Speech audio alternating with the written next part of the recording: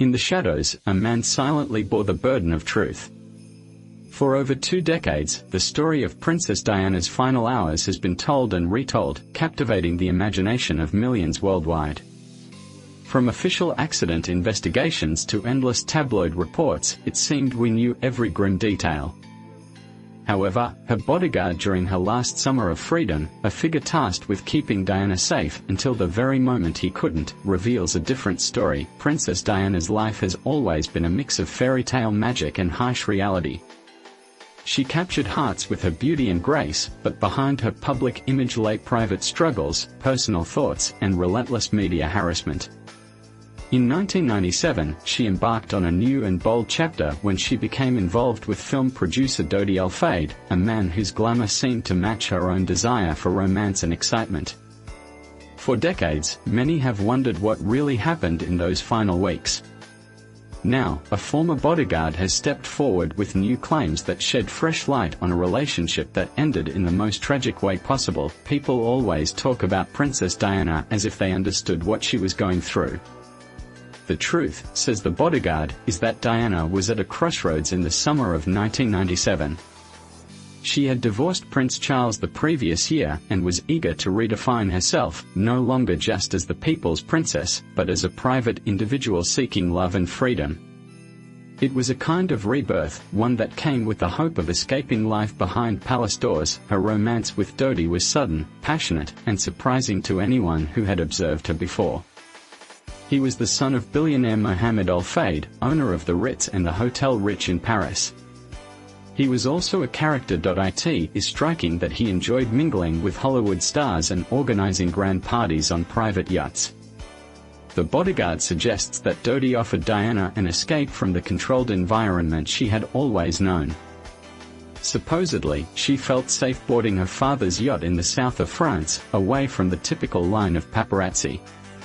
Photographers who took up positions outside Kensington Palace day after day, when images of Diana and Dodi embracing or kissing leaked, the tabloids went wild. However, according to the bodyguard, Diana was in an unusually optimistic mood during that time.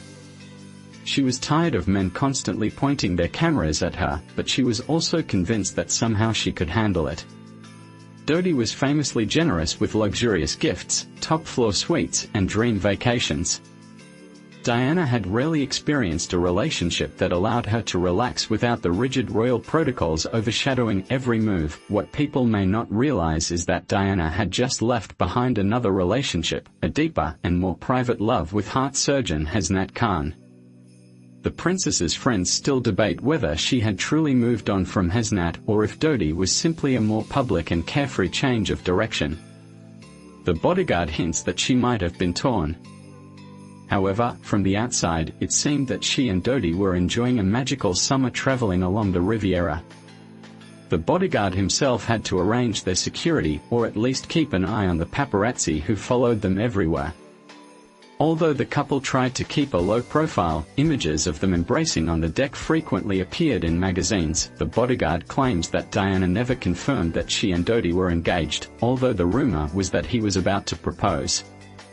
Some believed that Mohammed Al-Fayed had grand visions of uniting the Al-Fayed name with British royalty, while others argued that Diana was committed to forging her own path and was cautious about remarrying. According to the bodyguard, Diana wanted to keep people guessing about the seriousness of her relationship with Dodi. Certainly, she was fond of him, and they spent hours talking about what the future might hold.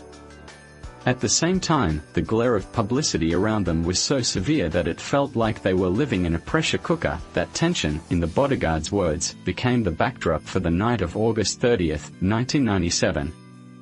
Diana and Dodi were in search of a romantic and quiet time in Paris. They desired privacy, something that, according to the bodyguard, was already scarce. Those who saw them earlier that day recalled that they seemed happy and affectionate, but beneath that calm surface, the paparazzi were already stationed at various exits around the Ritz, eager to get more photos and sell them to tabloids across Europe. Diana might have acted as if the constant coverage did not bother her, but the bodyguard insists that she was exhausted, tired of the cameras, of the speculations about engagements, and of a media that seemed determined to photograph every one of her movements. The bodyguard assures that the warning signs were ignored. Most tragedies come with warnings that people only recognize in hindsight. According to him, this was definitely the case on the night Diana and Dodi Al-Fayed died.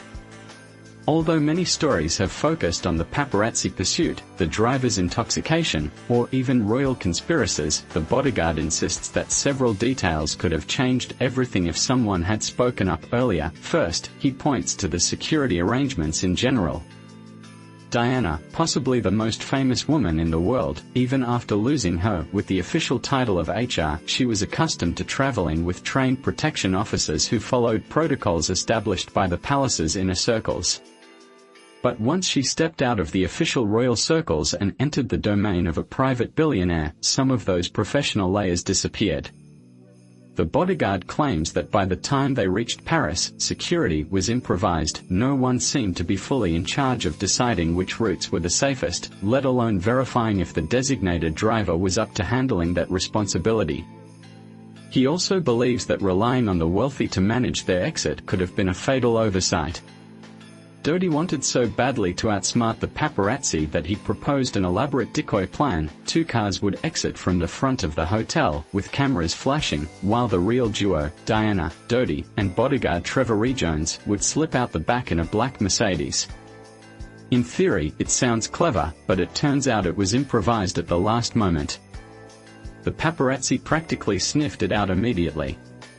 Some staff members, it is added, saw paparazzi lurking in suspicious places. If anyone noticed that the decoy plan was compromised, they did not cancel it. Another red flag was the condition of the driver, Henri Paul. Although he worked as deputy security chief for the Ritz, that did not mean he was fit to handle a high-pressure chase through the streets of Paris. Subsequent toxicology reports indicated he had been drinking. Some say people noticed he smelled of alcohol, others claimed he seemed intoxicated. It is insisted that a formal check or backup plan should have been activated at the moment there was doubt. Instead, Dodi and Diana, under pressure and in a hurry, apparently decided to trust him because they were desperate for an escape quickly. Then there were the paparazzi, no longer just taking photos from a distance, but actively maneuvering through traffic, weaving on motorcycles, and getting ahead to block the Mercedes. It is said that the night was already tense, and ignoring how serious the chase had become was a recipe for disaster.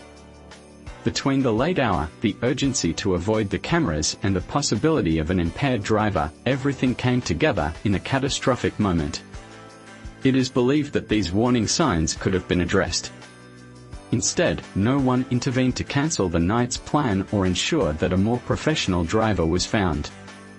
In their eyes, that is the real tragedy, a series of small, avoidable mistakes that ended up costing Diana and Dodi their lives. While official investigations often highlight specific failures such as speed, alcohol, and the aggression of the paparazzi, it is seen as a general collapse. Everyone was a little too confident that they could handle the situation, from evading the paparazzi to controlling the route through Paris. No one wanted to slow down and rethink the plan. The Mercedes in the underpass, the collision in the Pont de l'Alma tunnel, has become a symbol of that fateful night. On August 31, 1997, one of the most notorious traffic accidents in modern history occurred in Paris. Although the bodyguard was not inside the Mercedes at that time, he has gathered evidence and testimonies, including the account of a survivor, to paint a harrowing picture. He describes how Henri Paul sped away from the Ritz with Trevor Jones in the front passenger seat and Diana and Dodi in the back, pursued by a swarm of paparazzi on motorcycles. They raced through the city streets hoping to buy some privacy, even if it was only for the few minutes it took to reach Dodi's apartment. The underpass, the area was dimly lit, and local drivers did not typically expect to travel at high speeds there. Witnesses near the tunnel entrance said the Mercedes seemed to be traveling faster than usual.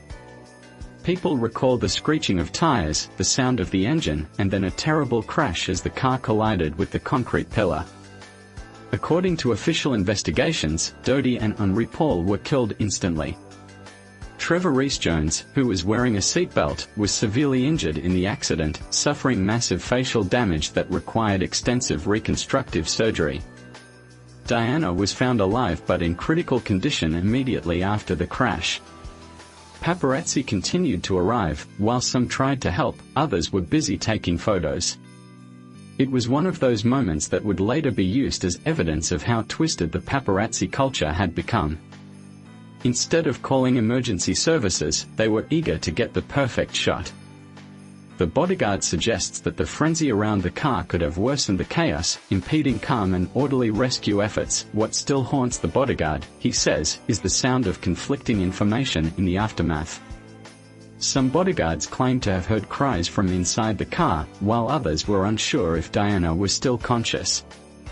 A few minutes seemed like hours before paramedics and firefighters arrived. They had a huge field of onlookers and cars to navigate through. The Bodyguard refers to the account of the first responder, often identified as a firefighter named Xavier Gourmelin, who described Diana's critical state and the efforts to save her. In a vulnerable state, surrounded by camera flashes and strangers, Diana was still breathing inside the Mercedes.